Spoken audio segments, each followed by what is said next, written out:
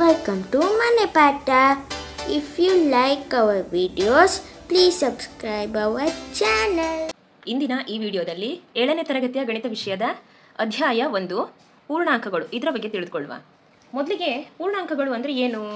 ಪೂರ್ಣಾಂಕಗಳು ಅಂದರೆ ಧನ ಸಂಖ್ಯೆಗಳು ಮತ್ತು ಋಣ ಸಂಖ್ಯೆಗಳು ಹಾಗೂ ಸೊನ್ನೆಯನ್ನು ಒಳಗೊಂಡಿರುವ ಸಂಖ್ಯೆಗಳ ಗುಂಪನ್ನು ಪೂರ್ಣಾಂಕಗಳು ಎಂದು ಕರೀತಾರೆ. ಪೂರ್ಣಾಂಕಗಳನ್ನು ನಾವು Z ಸಂಕೇತದಿಂದ ಸೂಚಿಸ್ತೇವೆ. ಋಣ ಸಂಖ್ಯೆಗಳು ಹಾಗೂ ಸೊನ್ನೆ ಮತ್ತು ಧನ ಸಂಖ್ಯೆಗಳನ್ನು ಹೊಂದಿರುವಂತಹ ಸಂಖ್ಯೆಗಳ ಗುಂಪನ್ನು ನಾವು ಪೂರ್ಣಾಂಕಗಳು ಅಂತ ಕರಿತೇವೆ. ಸಂಖ್ಯಾ ರೇಖೆ ಅಂದರೆ ಸೊನ್ನೆ ಮತ್ತು ಧನ ಸಂಖ್ಯೆಗಳು ಮತ್ತು ಋಣ ಸಂಖ್ಯೆಗಳನ್ನು ನಾವು ಪ್ರತಿನಿಧಿಸುವಂತಹ ರೇಖೆಯನ್ನು ನಾವು ಸಂಖ್ಯಾ ರೇಖೆ ಅಂತ ಕರಿತೇವೆ. ಸೊನ್ನೆ ಎನ್ನುವುದು ಮಧ್ಯದಲ್ಲಿರುತ್ತೆ, ಹಾಗೆ ಸೊನ್ನೆಯ ಬಲಬದಿಗೆ ಧನ ಸಂಖ್ಯೆಗಳನ್ನು ಹೊಂದಿರುತ್ತೆ, ಹಾಗೆ ಸೊನ್ನೆಯ ಎಡಬದಿಗೆ ಋಣ ಸಂಖ್ಯೆಗಳನ್ನು ಹೊಂದಿರುತ್ತೆ.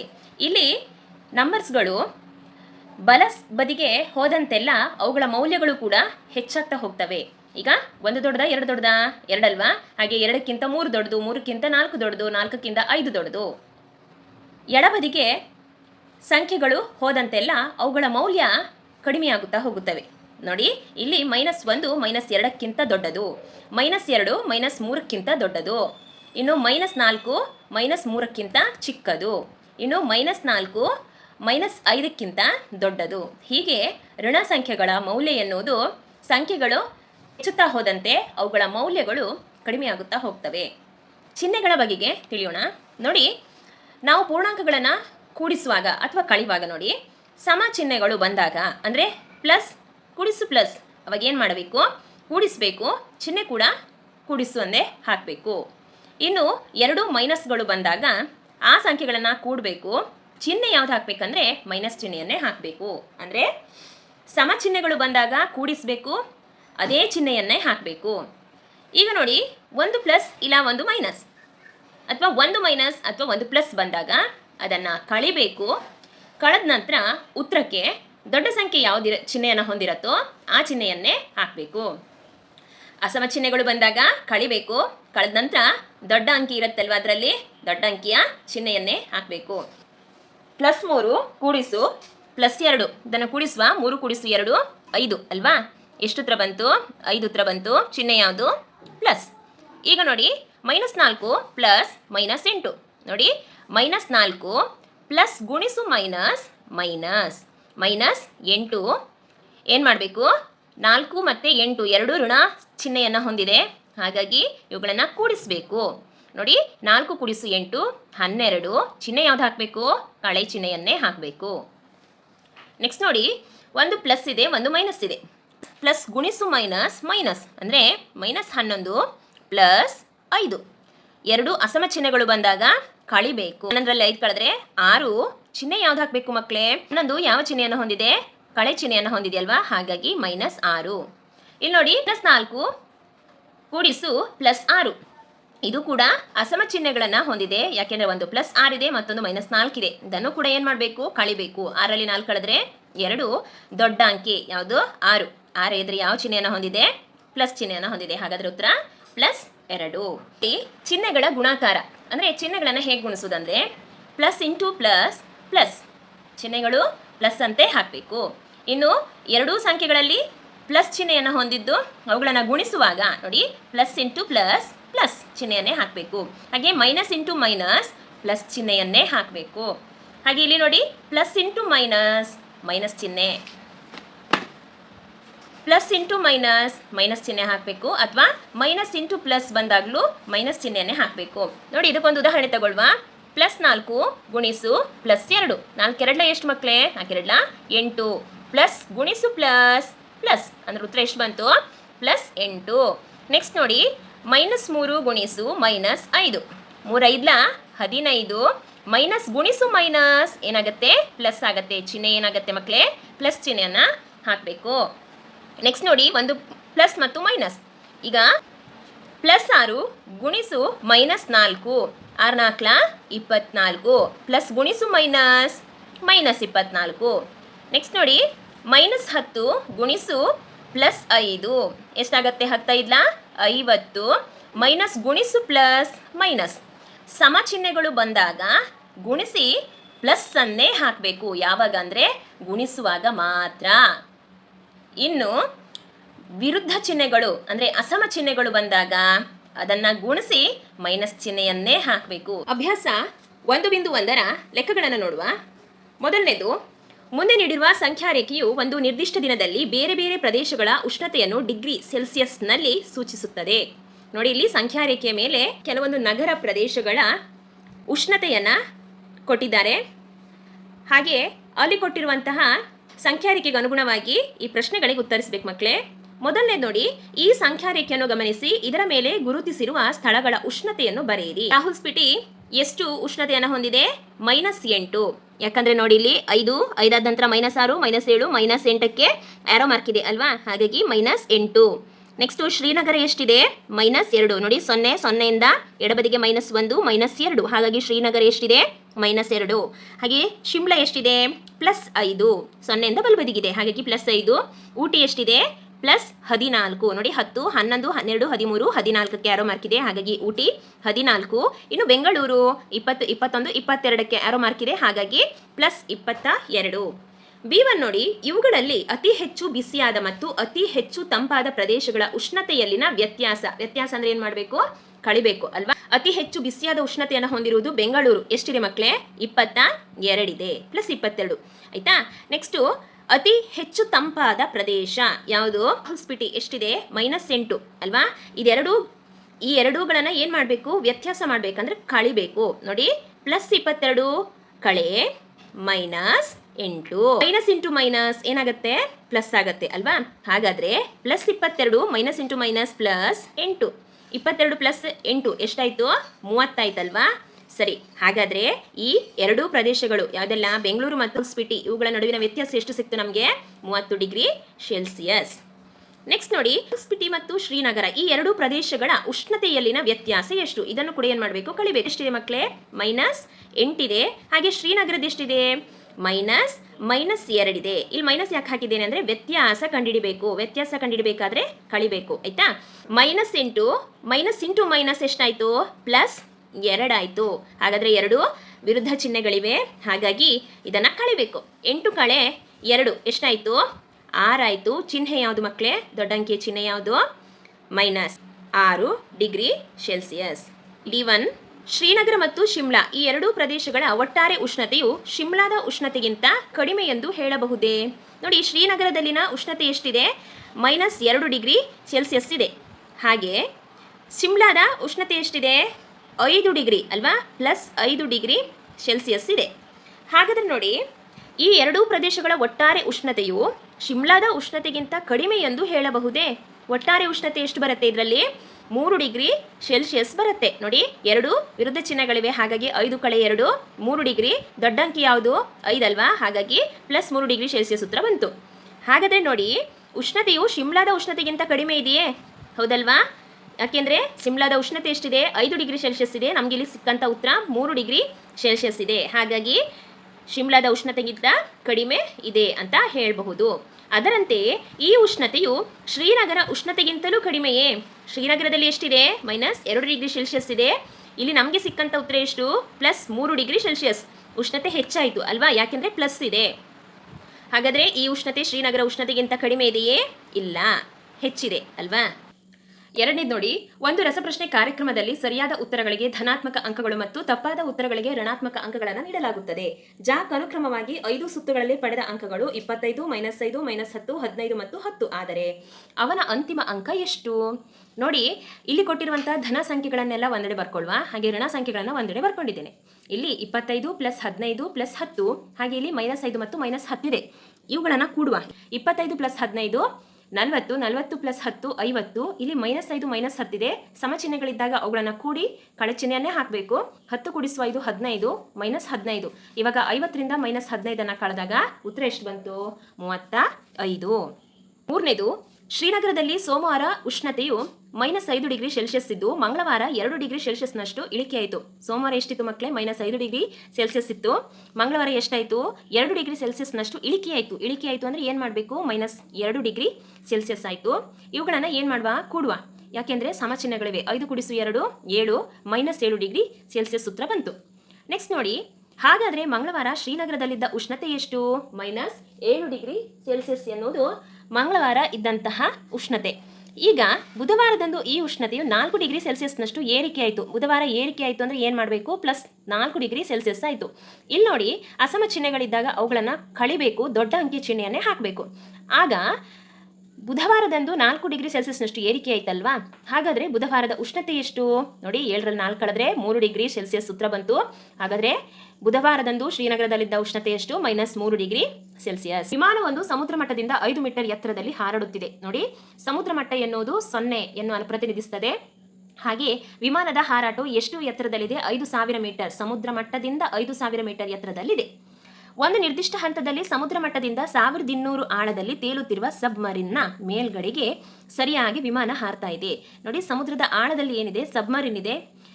ಈಗ ಏನು ಮಾಡಬೇಕಂದ್ರೆ ಇವುಗಳ ನಡುವಿನ ಲಂಬ ದೂರ ಎಷ್ಟು? ಲಂಬ ದೂರ ಅಂದರೆ ನೇರಕ್ಕೆ ಇವುಗಳು, ಅಲ್ಲಿ ವಿಮಾನವು ಹಾರಾಡ್ತಾ ಇದೆ, ಅದೇ ಲಂಬದಲ್ಲಿ ಯಾವುದಿದೆ? ಸಬ್ಮರಿನ್ ಕೂಡ ಇದೆ. ಹಾಗಾಗಿ ಅವುಗಳ ನಡುವಿನ ಲಂಬ ದೂರ ಅಂದರೆ ಕೂಡಿಸಬೇಕು. 5000 ಕೂಡಿಸು 1200 ಅಂದ್ರೆ ಉತ್ತರ ಎಷ್ಟು ಬರುತ್ತೆ? 6200 ಮೀಟರ್. 5ನೇ ನೋಡಿ, ಮೋಹನ್ ತನ್ನ ಬ್ಯಾಂಕ್ ಖಾತೆಯಲ್ಲಿ ₹2000 ಠೇವಣಿ ಇರಿಸಿ ಮರುದಿನ ₹1642 ಹಿಂತೆಗೆದುಕೊಳ್ಳುತ್ತಾನೆ. ಖಾತೆಯಿಂದ ಹಿಂತೆಗೆದುಕೊಂಡ ಹಣವನ್ನು ಋಣಪೂರ್ಣಾಂಕದಿಂದ ಗುರುತಿಸಿದರೆ ಖಾತೆಯಲ್ಲಿ ಠೇವಣಿ ಇರಿಸಿದ ಹಣವನ್ನು ಹೇಗೆ ಗುರುತಿಸುವಿರಿ? ನೋಡಿ, ಖಾತೆಯಲ್ಲಿ ಇದ್ದಂತಹ ಹಣವನ್ನು ನಾವು 2000ವನ್ನು ಧನ ಚಿಹ್ನೆಯಿಂದ ಪ್ರತಿನಿಧಿಸಬೇಕು. ಹಾಗೆಯೇ ಖಾತೆಯಿಂದ ತೆಗೆದಂಥ ಹಣ ಋಣಪೂರ್ಣಾಂಕದಿಂದ ಗುರುತಿಸಬೇಕು. ಹಣವನ್ನು ಹಿಂತೆಗೆದುಕೊಂಡ ನಂತರ ಮೋಹನ್ನ ಖಾತೆಯಲ್ಲಿದ್ದ ಬಾಕಿ ಹಣವನ್ನು ಕಂಡುಹಿಡಿಯಿರಿ. ಏನು ಮಾಡುವ? ಕಳಿಬೇಕು.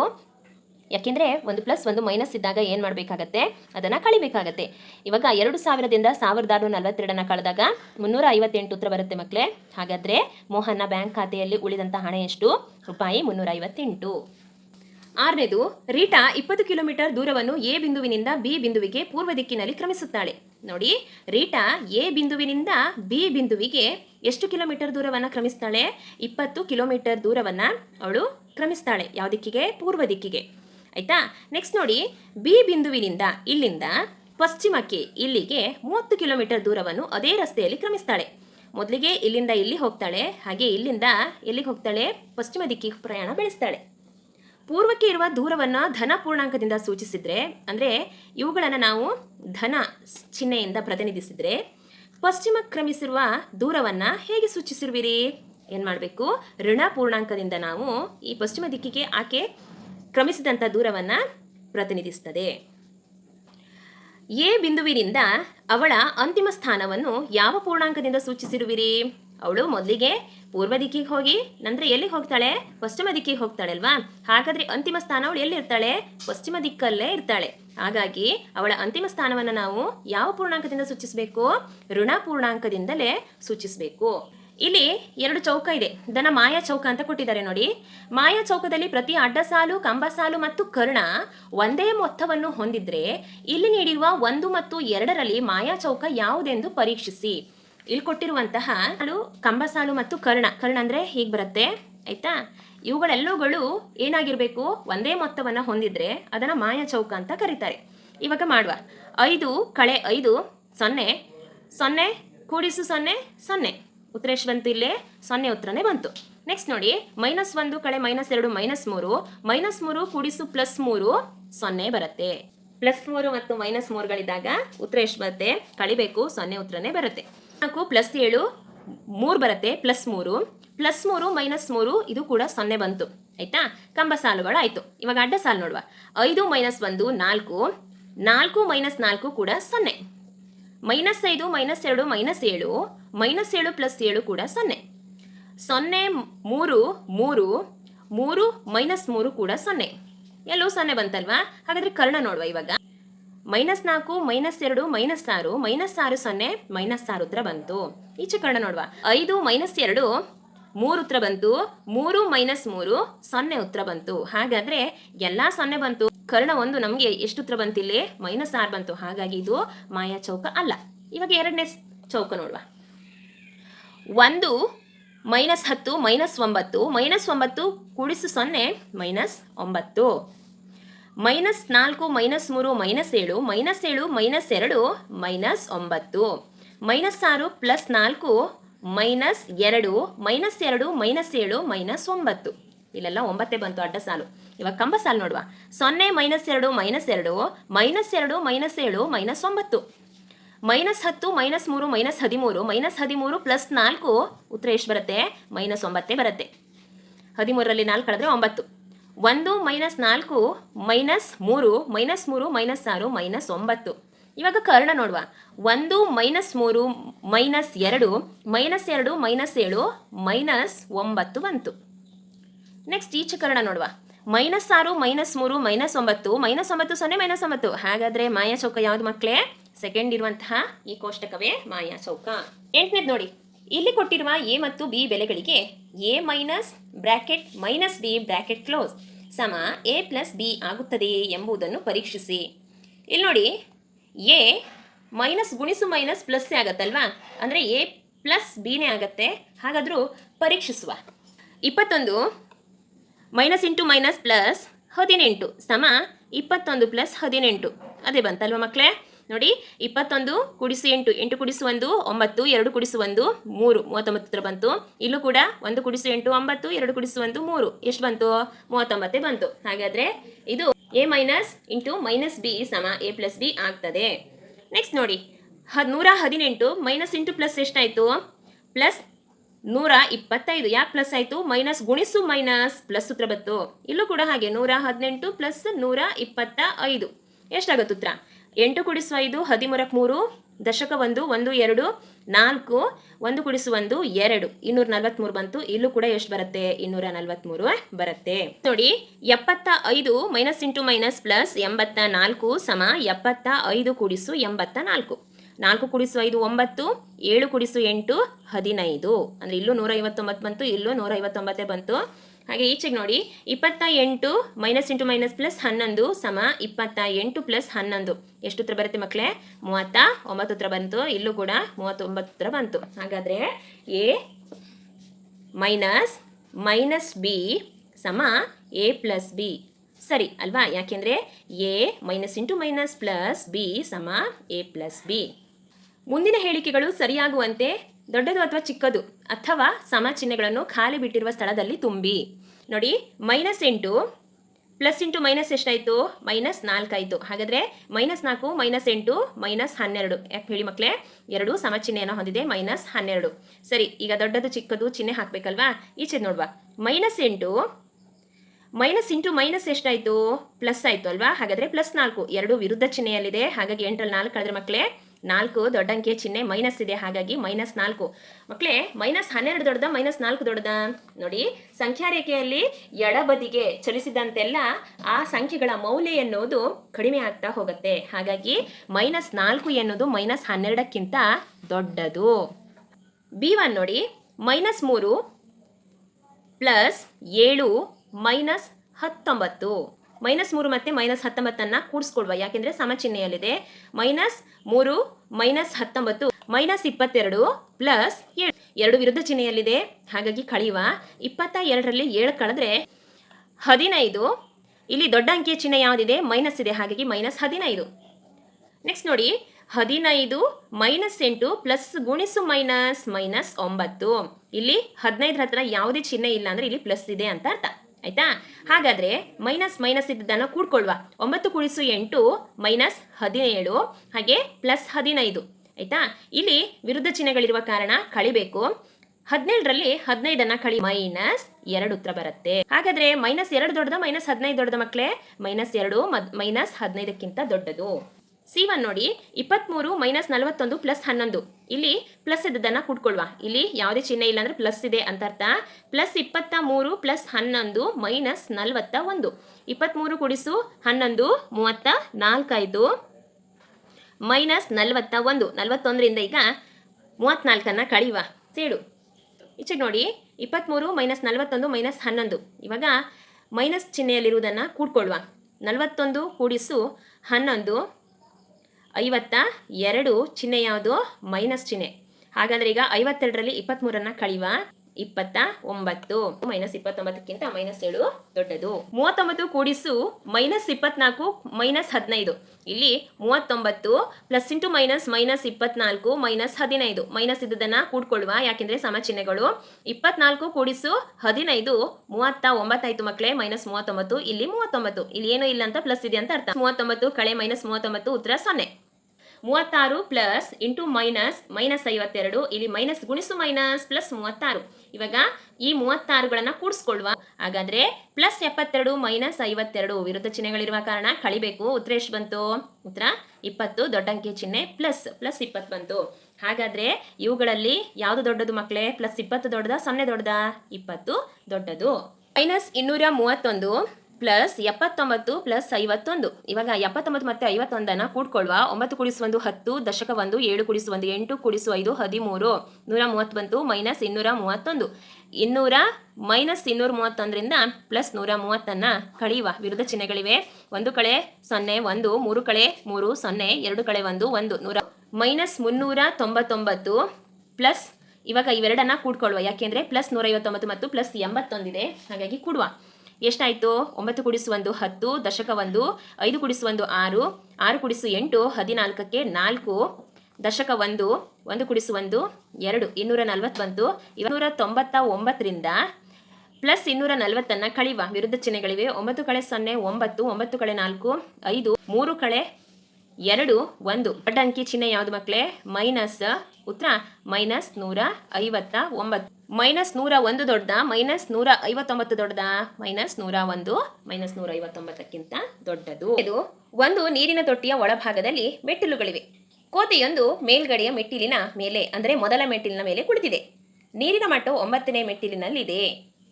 ನೋಡಿ, ಮೊದಲನೇದು, ಕೋತಿಯು 3 ಮೆಟ್ಟಿಲು ಕೆಳಗೆ ಜಿಗಿದು 2 ಮೆಟ್ಟಿಲು ಹಿಂದಕ್ಕೆ ಜಿಗಿಯುತ್ತದೆ. ಎಷ್ಟು ಜಿಗಿತಗಳಲ್ಲಿ ಅದು ನೀರಿನ ಮಟ್ಟ ತಲುಪುತ್ತದೆ? ಇಲ್ಲಿ ಮೊದಲನೇ ಮೆಟ್ಟಿನಲ್ಲಿ ಕೋತಿ ಇದೆ ಅಂತ ತಿಳ್ಕೊಳ್ಳಿ. ಒಟ್ಟು ಎಷ್ಟು ಮೆಟ್ಲಿದೆ? ಮೊದಲನೇ ಮೆಟ್ಲು 2 3 4 5 6 7 8, 9ನೇ ಮೆಟ್ಟಿಲಿನಲ್ಲಿ ಏನಿದೆ? ನೀರಿನ ಮಟ್ಟ ಇದೆ. ಆಯ್ತಾ? ಹಾಗಾದ್ರೆ ಕೋತಿ ಹೇಗೆ ಹಾರತ್ತಂತೆ? ಮೊದಲಿಗೆ 3 ಮೆಟ್ಟಿಲಿನ ಕೆಳಗೆ ಜಿಗಿಯುತ್ತೆ, ಹಾಗೆ 2 ಮೆಟ್ಟಿಲು ಹಿಂದಕ್ಕೆ ಜಿಗಿಯುತ್ತದೆ. ಇಲ್ಲಿ ಮುಂದಕ್ಕೆ ಜಿಗಿದಂತಹ ಮೆಟ್ಟಿಲುಗಳನ್ನು ನಾನಿಲ್ಲಿ ನೀಲಿ ಬಣ್ಣದಿಂದ ಗುರುತಿಸಿದ್ದೇನೆ. ಹಿಂದಕ್ಕೆ ಹತ್ತಿದಂತಹ ಮೆಟ್ಟಿಲನ್ನ ನಾನು ಕೆಂಪು ಬಣ್ಣದಿಂದ ಗುರುತಿಸಿದ್ದೇನೆ. ಇದರಲ್ಲಿ 3 ಮೆಟ್ಟಿಲು ಅಂದರೆ ಎಷ್ಟಾಯಿತು? 2ನೇ ಮೆಟ್ಲು 3ನೇ ಮೆಟ್ಲು 4ನೇ ಮೆಟ್ಲು. ಇಲ್ಲಿಗೆ 3 ಮೆಟ್ಲಾಯಿತು. 3 ಮೆಟ್ಟಿಲು ಅಂದರೆ 4ನೇ ಮೆಟ್ಲನ್ನು ತಲುಪತ್ತೆ. ಹಾಗೆ 2 ಮೆಟ್ಲು ಹಿಂದಕ್ಕೆ ಜಿಗಿಯುತ್ತೆ. 4ರಿಂದ 2 ಮೆಟ್ಲು ಹಿಂದಕ್ಕೆ ಅಂದರೆ 2ಕ್ಕೆ ತಲುಪತ್ತೆ. ಹಾಗೆ ಪುನಃ 2ನೇ ಮೆಟ್ಲಿಂದ ಪುನಃ ಜಿಗಿದು 5ನೇ ಮೆಟ್ಲು ತಲುಪತ್ತೆ. 5ರಿಂದ ಪುನಃ ಹಿಂದಕ್ಕೆ ಅಂದರೆ 3ನೇ ಮೆಟ್ಲಿಗೆ ಬರುತ್ತೆ. ಹಾಗೆ 3ನೇ ಮೆಟ್ಲಿನಿಂದ ಪುನಃ 6ನೇ ಮೆಟ್ಲಿಗೆ ಜಿಗಿಯುತ್ತೆ. 6ನೇ ಮೆಟ್ಲಿಂದ 4ನೇ ಮೆಟ್ಲಿಗೆ ಪುನಃ ಹಿಂದಕ್ಕೆ ಜಿಗಿಯುತ್ತೆ. ಇನ್ನು 4ನೇ ಮೆಟ್ಲಿಂದ 7ನೇ ಮೆಟ್ಲಿಗೆ ಜಿಗಿಯುತ್ತೆ. 7ನೇ ಮೆಟ್ಲಿಂದ 5ನೇ ಮೆಟ್ಲಿಗೆ ಹಿಂದಕ್ಕೆ ಜಿಗಿಯುತ್ತೆ. ಇನ್ನು 5ನೇ ಮೆಟ್ಲಿನಿಂದ 8ನೇ ಮೆಟ್ಲಿಗೆ ಜಿಗಿಯುತ್ತೆ. 8ನೇ ಮೆಟ್ಲಿಂದ 6ನೇ ಮೆಟ್ಲಿಗೆ ಜಿಗಿಯುತ್ತೆ. ಹಾಗೆ 6ನೇ ಮೆಟ್ಲಿಂದ 9ನೇ ಮೆಟ್ಲಿಗೆ ಜಿಗಿದು ನೀರಿನ ಮಟ್ಟ ತಲುಪತ್ತೆ. ಹಾಗಾದರೆ ಮೊದಲನೇ ಪ್ರಶ್ನೆ ಏನು? ಕೋತಿ ಎಷ್ಟು ಜಿಗಿತದಲ್ಲಿ ನೀರಿನ ಮಟ್ಟ ತಲುಪಿತು? ಇಲ್ಲಿ 6 ಮುಂದಕ್ಕೆ ಜಿಗಿದದ್ದು ಹಾಗೆ 5 ಬಾರಿ ಹಿಂದಕ್ಕೆ ಜಿಗಿದದ್ದು ಸಿಗತ್ತೆ. ಒಟ್ಟಿಗೆ ಎಷ್ಟು ಜಿಗಿತಾಯಿತು? 6 × 5 11 ಜಿಗಿತಗಳಲ್ಲಿ ಅದು ನೀರಿನ ಮಟ್ಟವನ್ನ ತಲುಪಿತು. ನೀರು ಕುಡಿದ ನಂತರ ಅದು ಹಿಂದಕ್ಕೆ ಬರಬೇಕಿದೆ. ಇದಕ್ಕಾಗಿ ಪ್ರತಿ ಬಾರಿಯೂ ಅದು 4 ಮೆಟ್ಟಿಲು ಮೇಲಕ್ಕೆ ಮತ್ತು 2 ಮೆಟ್ಟಿಲು ಕೆಳಕ್ಕೆ ಜಿಗಿಯುತ್ತದೆ. ಎಷ್ಟು ಜಿಗಿತದಲ್ಲಿ ಅದು ಮೇಲಿನ ಮೆಟ್ಟಲನ್ನು ತಲುಪುವುದು? ಕೋತಿ ಈಗ 9ನೇ ಮೆಟ್ಟಲಲ್ಲಿದೆ. ಅದೇನು ಮಾಡ್ಬೇಕು? ಇವಾಗ ಮೇಲಕ್ಕೆ ಹತ್ತಬೇಕು. ಏನು ಮಾಡುತ್ತಂದ್ರೆ ಪ್ರತಿ ಜಿಗಿತದಲ್ಲಿ 4 ಮೆಟ್ಲನ್ನು ಹತ್ತತ್ತೆ, 2 ಮೆಟ್ಲು ಹಿಂದಕ್ಕೆ ಬರುತ್ತೆ. ಹಾಗಾದ್ರೆ ಅದು ಎಷ್ಟು ಜಿಗಿತದಲ್ಲಿ ಮೇಲಿನ ತುದಿಯನ್ನು ತಲುಪ್ತು? 1ನೇ ಮೆಟ್ಲು ತಲುಪ್ತು ಅಂದರೆ ನೋಡಿ, ಮೊದಲಿಗೆ 9ನೇ ಮೆಟ್ಲಲ್ಲಿದೆ. ಹಾಗೆ 4 ಮೆಟ್ಲನ್ನು ಒಮ್ಮೆಲೆ ಜಿಗಿಯತ್ತೆ. ಅಂದರೆ 1 2 3 4 ಅಂದರೆ 9ರಿಂದ 5 ಮೆಟ್ಲನ್ನು ಜಿಗಿಯತ್ತೆ. ಹಾಗೆ 2 ಮೆಟ್ಲು ಹಿಂದಕ್ಕೆ ಜಿಗಿಯತ್ತೆ. ಅಂದರೆ 5ರಿಂದ 2 ಹಿಂದಕ್ಕೆ ಅಂದರೆ 7ನೇ ಮೆಟ್ಲಿಗೆ ಒಮ್ಮೆ ಜಿಗಿಯತ್ತೆ. ಆಯ್ತಾ? ಇನ್ನು 7ನೇ ಮೆಟ್ಲಿಂದ ಪುನಃ 4 ಮೆಟ್ಲು ಜಿಗಿಯತ್ತೆ. ನೋಡಿ, 1 2 3 4 ಅಂದರೆ ಎಲ್ಲಿ ಜಿಗಿತು? 3ನೇ ಮೆಟ್ಲಿಗೆ ಜಿಗಿತು. ಹಾಗೆ 2 ಮೆಟ್ಲು ಹಿಂದಕ್ಕೆ ಜಿಗಿಯತ್ತೆ. ಅಂದರೆ 3ರಿಂದ 2 ಅಂದರೆ 5ನೇ ಮೆಟ್ಲಿಗೆ ಜಿಗಿಯತ್ತೆ. ಇವಾಗ ಏನು ಮಾಡ್ತು? 5ನೇ ಮೆಟ್ಲಿಂದ ಪುನಃ 4 ಮೆಟ್ಲು ಮುಂದಕ್ಕೆ ಜಿಗಿಯತ್ತೆ. 1 2 3 4 4ನೇ ಮೆಟ್ಲು ಮುಂದಕ್ಕೆ ಜಿಗಿಯತ್ತೆ. ಅಂದರೆ ಮೊದಲನೇ ಮೆಟ್ಲನ್ನು ತಲುಪತ್ತೆ. ಹಾಗಾದರೆ ಅದು ಎಷ್ಟು ಜಿಗಿತದಲ್ಲಿ ಮೇಲಿನ ತುದಿಯನ್ನು ಮುಟ್ತು ಮಕ್ಕಳೇ? 1 2 3 ಹಿಂದಕ್ಕಿದ್ದದ್ದು 2 ಎಷ್ಟಾಯ್ತು? 5 ಜಿಗಿತಗಳಲ್ಲಿ ಮೇಲಿನ ತುದಿಯನ್ನು ಅಂದರೆ ಮೇಲಿನ ಮೆಟ್ಟಲನ್ನು ತಲುಪಿತು. ನೋಡಿ, ಕೆಳಕ್ಕೆ ಚಲಿಸಿದ ಮೆಟ್ಟಿಲುಗಳ ಸಂಖ್ಯೆಯನ್ನ ಋಣ ಪೂರ್ಣಾಂಕದಿಂದ ಮತ್ತು ಮೇಲಕ್ಕೆ ಚಲಿಸಿದ ಮೆಟ್ಟಿಲುಗಳ ಸಂಖ್ಯೆಯನ್ನು ಧನ ಪೂರ್ಣಾಂಕದಿಂದ ಸೂಚಿಸಿದರೆ ಭಾಗ 1 ಮತ್ತು ಭಾಗ 2ರಲ್ಲಿನ ಅದರ ಚಲನೆಯನ್ನ ಮುಂದಿನವುಗಳಲ್ಲಿ ಪೂರ್ಣಗೊಳಿಸಿ ತೋರಿಸಿ. ನೋಡಿ, ಇದು ಕೆಳಗಿಳಿದಂತಹ ಜಿಗಿತಗಳನ್ನು ಪ್ರತಿನಿಧಿಸ್ತದೆ. ಹಾಗೆ B1 ಇದು ಮೇಲೇರಿದಂತಹ ಜಿಗಿತವನ್ನ ಪ್ರತಿನಿಧಿಸ್ತದೆ. ಹಾಗಾದ್ರೆ ಮಕ್ಕಳೇ, ಇಲ್ಲಿ -3 + 2 ಹಾಗೆ -3 + 2 -3 + 2 ಉತ್ತರ ಎಷ್ಟು ಬರುತ್ತೆ? ಲಾಸ್ಟಿಗೆ -8 ಬರಬೇಕು. ಹಾಗೆ B1 ನೋಡಿ, +4 - 2 +4 - 2 +4 - 2 ಹೀಗೆ 8 ಉತ್ತರ ಬರಬೇಕು. ಅದನ್ನು ಕಂಡುಹಿಡಿಯುವ. ನೋಡಿ, ಕೋತಿಯು ಇಲ್ಲಿ ಎಷ್ಟು ಜಿಗಿತವನ್ನು ಪೂರ್ಣಗೊಳಿಸುತ್ತೆ? ಅದು 11 ಜಿಗಿತದಿಂದ ನೀರಿನ ಮಟ್ಟ ತಲುಪತ್ತಲ್ವಾ? ಹಾಗಾದರೆ 1 ಜಿಗಿತ, 2 ಜಿಗಿತ, 3 ಜಿಗಿತ, 4, 5 ಜಿಗಿತ ಅಂದರೆ ಎಷ್ಟಾಯ್ತು? ಇಲ್ಲಿ 5 2 10 ಆಯಿತು. ಲಾಸ್ಟಿಗೆ 1 ಜಿಗಿತದಲ್ಲಿ ಅದು 9ನೇ ಮೆಟ್ಲನ್ನು ತಲುಪತ್ತೆ. ಇಲ್ಲಿಗೆ 11ನೇ ಜಿಗಿತ ಆಯಿತು. ಇವಾಗ ಧನ ಸಂಖ್ಯೆಗಳನ್ನೆಲ್ಲ ಒಂದೆಡೆ ಕೂಡ್ಕೊಳ್ಳುವ, ಋಣ ಸಂಖ್ಯೆಗಳನ್ನೆಲ್ಲ ಮತ್ತೊಂದೆಡೆ ಕೂಡ್ಕೊಳ್ಳುವ.